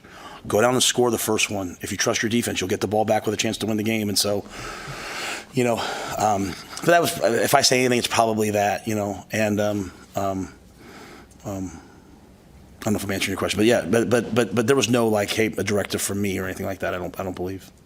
What's the identity you'd really like to see from your team the last 3 weeks coming out of that bye? Yeah, I had a really good friend of mine, a person I've met since I've been here, text me and say, "Man, it must be frustrating. The team is so inconsistent." And to be quite honest with you, that's hard for me to hear. Like that's not what I want. I want us to be consistent. I want us to be. I'm a same guy every day. I do the best that I can. Same guy every day. And so I think I really have to look at my approach. You know what I mean? I think I have to really look at, the way that I'm doing things with our team.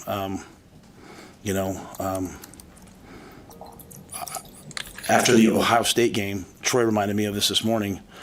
I said to you guys, if, we played hard against Ohio State, but if we don't back it up next week, then it's all for naught. And I didn't like the way we played on Saturday.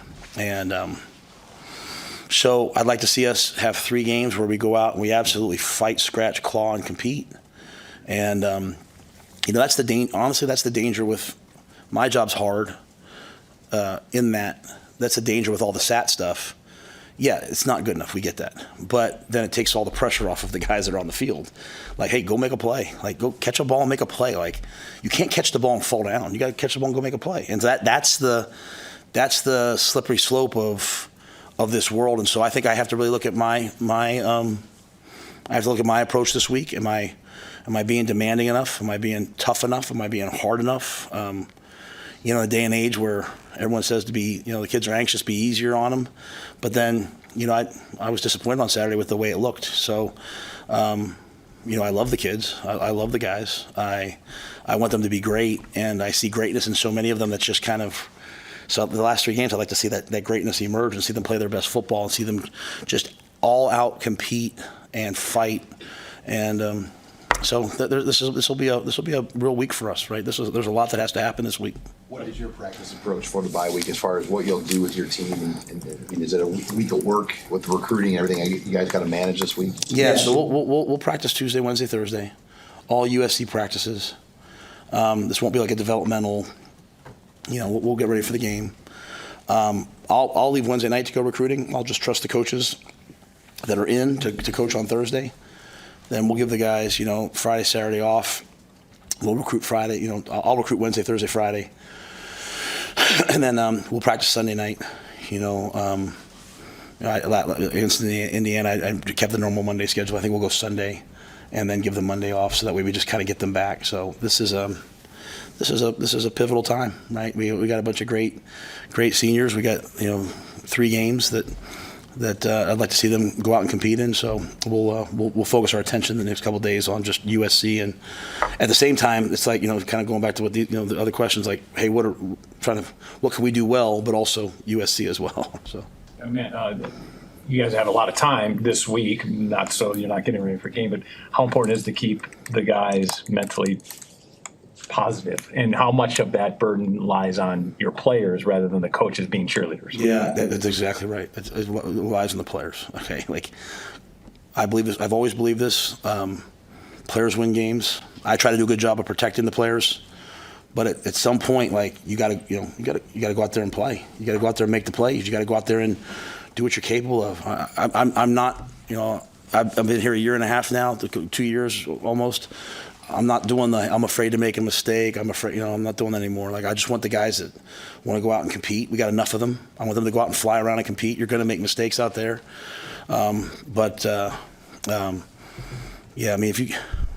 this is what life is, right? Like, you hit adversity. If you quit, then so be it. I want the grown men out there. I'm happy to talk to everyone's parents. I'm happy to have personal one-on-one meetings. But at the end of the day, when the ball's snapped, you better play. And that's what these weeks are for. To go out there and establish who you are. So great opportunity for some of the young guys. To go out there, and I keep bringing up like Jacory and Vincent and Shavers and those guys. Like, when the ball snapped, they play. Point blank, they play. It might not always be right, but they play and they play and they play. And so, catch our breath this week. We'll practice for USC, and we'll go out there and we'll compete. Besides Dylan, do you think you'll get Hartzog back, or what's your health otherwise? Yeah, Tommy. Tommy went into the game. Tommy played. I think another week. I think Tommy will be even better. I think Malcolm was available, kind of like if we needed him. He was available. He made tremendous progress in a short amount of time. He'd be able to play this Saturday. So obviously next Saturday, unless there's a setback, we think he'll be good. That's a big piece for us. And then guys like Marquise Buford that are out there. I said 2 ACLs, and this is a good week for him. To maybe have a little downtime and come back and be really healthy for the last 3 games. So I think in terms of health-wise, the bye comes at the right time. We should have a lot of guys out there next week. Going back to that first quarter, UCLA's offense, had a big first quarter. How much of that is just them catching you with stuff that maybe they had 2 weeks to scheme for? Yeah, their offense is kind of their offense. There wasn't much that was super new in terms of offensively. Most of the stuff we're seeing that's new has been defensively. I think, they're a huddle team that trade shifts motion, so they hit it in new ways. But, they've kind of been very consistent. I told Schiano before the game, because I was a GA when he was a player, I told him, I said, hey, you're doing a great job. I said it last week. I thought that was a really good team that had played Oregon, had played LSU, and had played some really good teams and hung in there against them. And LSU, it was 17-17 with 6 minutes left in the third quarter. When it was 27-20, it's kind of where I expected us to be. We practiced 2-minute more on Wednesday than we normally do because I was like, hey, this is going to come down to the end. But they've done that consistently. They did against Minnesota, did against Rutgers. They went right down the field on their opening script. And if you can kind of weather that storm, then you have a chance. And so you think about it, they went down, they scored the first 3 drives that they had it. And then we settled down, and then they scored one more time the entire game. So, they got the quarterback playing really, the quarterback Garbers was playing really well. We never really hit him. We brought pressure, and he ran in the A-gap, and he makes a guy miss in the middle of the field. You take away any one of those plays, and all of a sudden we're playing much better. So I don't think they surprised us as much as they've just been very consistent throughout the year. And, Jeremiah went out there early at corner. He competed, and then Tommy went in for him. And the older guys, I think, settled down. I wanted to ask about just the spectrum of talent maybe in the Big Ten. So you played Ohio State, you played Indiana, then you played Ohio State, and you played UCLA. But Ohio State and UCLA, one team's got a $20 million roster, and they are 7-1. The other one's 3-5. But how much gap is there really between the caliber of players that you face at Ohio State and the caliber of athletes that UCLA had? And how tight is the margin for basically every team in the league? It's a great question. I don't think there's much difference. I think when Ohio State's at probably a whole other level. Don't get me wrong, but I think UCLA is a really talented team. Okay, you look at the kid. If they didn't recruit them, they're transfers from Notre Dame and USC. They're not good players. I coached at UCLA. UCLA's never had a shortage of talent. There's a ton of great players at UCLA. I think you look at Indiana. Indiana's got really talented players too. The quarterback Rourke. He was 10 wins and 10 wins. I think at Ohio. He's a winner. And so what they've done is they've just brought over a whole bunch of guys who know how to win. They won at James Madison. They won at Ohio, and they know how to win. And so. I don't see huge drop-offs when we face different teams. It's kind of like there's a certain level. Some teams have better O-lines and D-lines, and that's really what I think makes the difference. And some teams have better quarterbacks. And so that, at the end of the day, when you face a veteran quarterback who's played a lot of football and they're in tune, they're hard to stop. When Garbers was in tune, then we start getting some pressure on him, and all of a sudden it changed a little bit. If we do a little bit better job of protecting Dylan early on, he's probably in a little bit more rhythm. So it goes back to the, hey, these are reps you put in your brain, you develop, you grow from, and you become better. So, but I don't see a major difference. Starter again. And can you just talk about that decision and what you saw out of him on Saturday? Yeah, I thought he showed a lot of grit and toughness, made some really nice throws, and found some easy completions. I thought he operated the offense well. And he's a talented talented individual, and so just felt like he gave us the best chance to move the ball and generate some explosive plays. With the struggles, do you think the demeanor of the locker room has changed at all? You know, it's obviously very, disappointed and melancholy after the game. But they also see, like, the last two of the last three games, we've been there right at the end, in overtime, where that wasn't the case early in the season. And so I think they see their progress.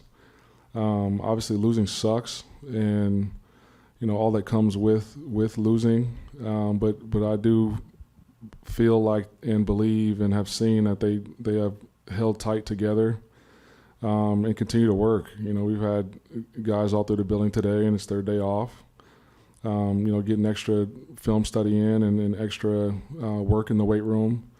So I do appreciate this team's resolve from that standpoint, and their desire to dive into the work and dig into the process and continue to fight and compete. Ryan, can you talk about just the genesis of the Rigby-Tibbs pass throw? I imagine you've been working on that for a few weeks, and just the use of, I guess, of gimmick or trick plays overall. Sorry, I didn't catch the first part. Just talk about the genesis of the Shamar Rigby. Oh, yeah. Sharon Tibbs pass. Yeah, it was a red area thought, just to generate an explosive play or try to get them, off balance. I thought Shamar showed a lot of poise and guts. It looked like he was doing quarterback drills with us. So that was a gutsy play from a freshman, to be able to step up in the pocket and then throw an accurate pass to Tibbs to get us a first down and right there on the goal line. What was some of the motivation for the team moving forward here? The schedule is well documented as far as who you're playing here and just what you'd like to try to accomplish down the stretch. Yeah, the motivation is in the competition and the opportunities to go compete in some of the great venues in this conference and against some of the premier teams in college football. And so that's the motivation. And again, like the want to and the drive to continue to improve. Obviously we want to win games, and we are working tirelessly to do so. But the motivation is in the competition and the individual desire to get better. To follow up on what he was asking about the gimmick play, it seems like there's been at least one of those per game since you took over as play caller. Was it something that you felt was missing earlier this season, or something that you thought was just opening up? Yeah, you're just trying to find ways to catch the defense off guard. When you show that you're willing to call and execute trick plays like that poses problems for the defense to try to work on what potentially could be coming. And it's just another way to try to get explosive yardage and trick the defense. And so that's something that I wanted to for sure implement and not be afraid to call during the game. And they've worked out for the most part for us. Obviously we had a chance with Max on one of them into the boundary. But one of the second level defenders, got the face mask on Hudson on that play. But yeah, just trying to be creative and generate some excitement and some explosive yardage. You say generate some excitement. Is that as much with the team as it is anything else? Like, do you feel like players? Yeah, they have fun with it. I mean, that's everything we do is for the players, right? And so that's they have fun with those type of plays. You should have seen their reaction after Shamar made the pass. And so that's the thought process behind that. As this season progresses and you guys are still chasing wins, is there any balance shift at all between winning now and then also having to get game reps for younger guys to develop for the future? Yeah, I mean, we're getting game reps from younger guys just by nature of where we are from a roster standpoint. You know, you look at, Shamar Rigby was a true freshman. You know, obviously Ryan Brown's a redshirt freshman.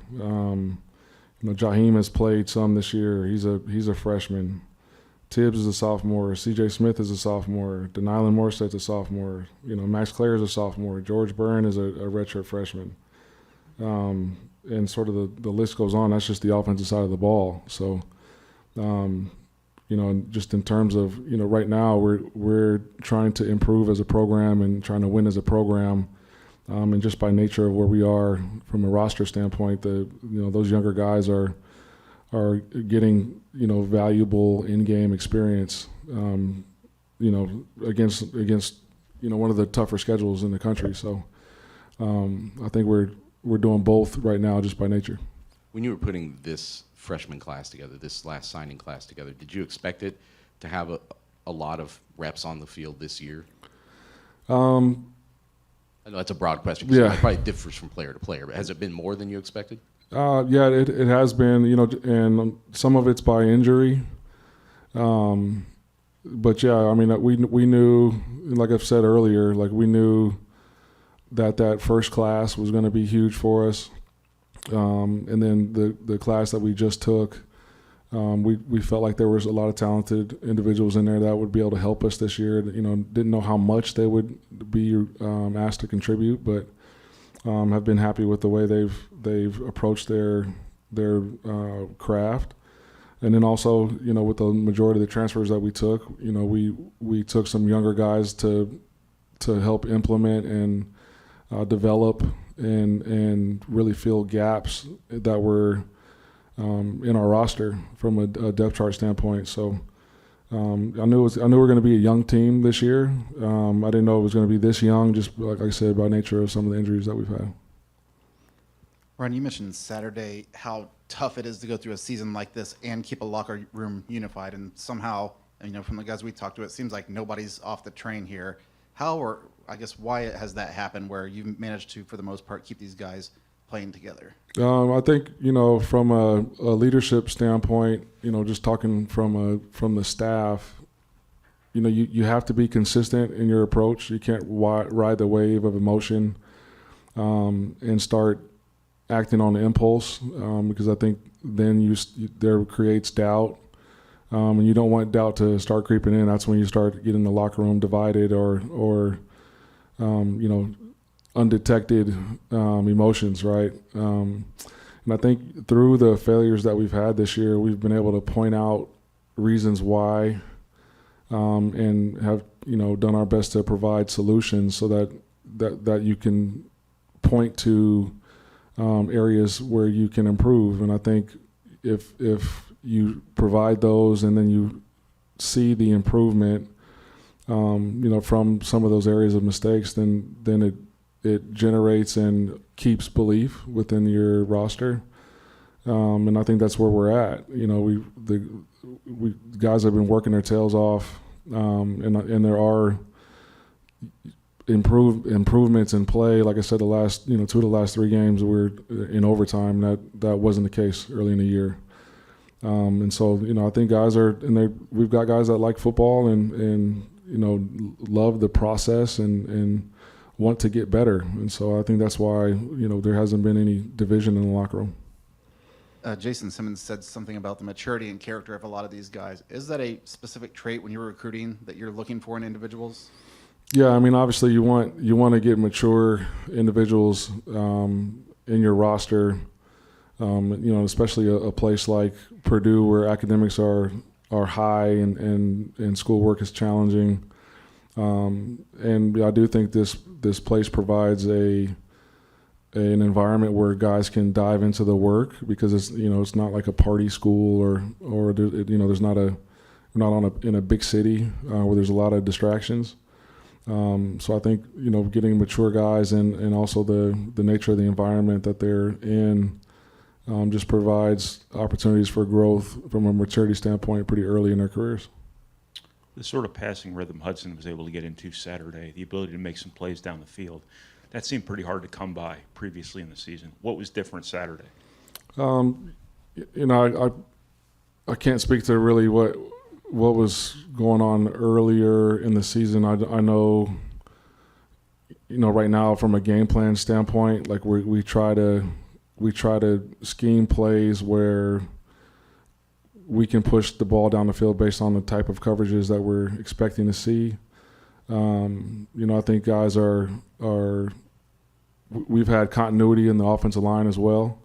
So I think protection has been good as of late. And I think, the relationship between Hudson and the wideouts, including, the tight end room, has continued to grow.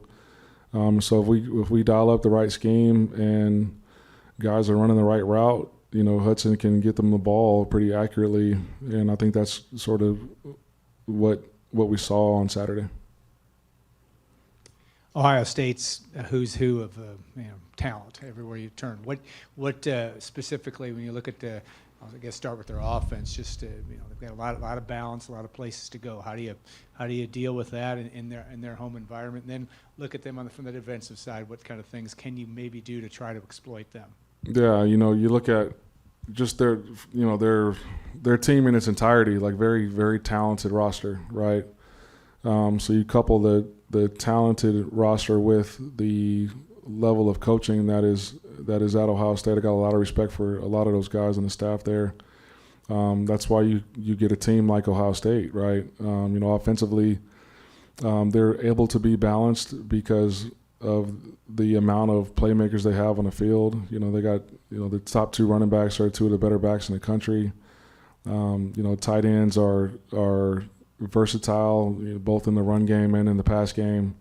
And then obviously like the history of the wideouts that they have there sort of speaks for itself. And they got as talented a freshman receiver that I think, we've seen. And then on defense, obviously very, you see a lot of guys that on the field that you're going to be seeing on Sundays. And, that I think they have depth at a lot of different positions as well, so they stay fresh. They throw a lot of different coverages at you to keep you off balance. And, they got two of the better man cover corners in our league. And so, obviously it's going to be a big challenge. Looking forward to playing in a venue that's as historic as Ohio State. And, looking forward to going and competing against the best. That is why you play in this conference. That's why you come to a school like Purdue, is to be able to go compete with and give your all to against some of the better teams in the country. One more question for Coach. When you guys took Jairo Ojada, did you think it might take this long into the season before he started to acclimate the way he needed to at this level and get a peak performance, consistent performance? Yeah, we did. When you get a guy from the level that he was at, and his background is not playing football for a while, or later in his career, I should say. We didn't take him expecting him to have to contribute right away.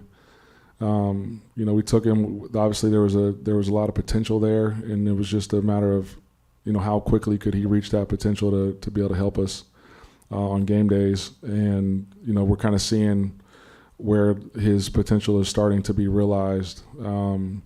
And I think he'll continue to get more run, throughout these last four games, because of the way he's worked and the amount of growth that he's had, just from an understanding perspective and knowing how to play football, and the physicality with which it's required to have success at this level.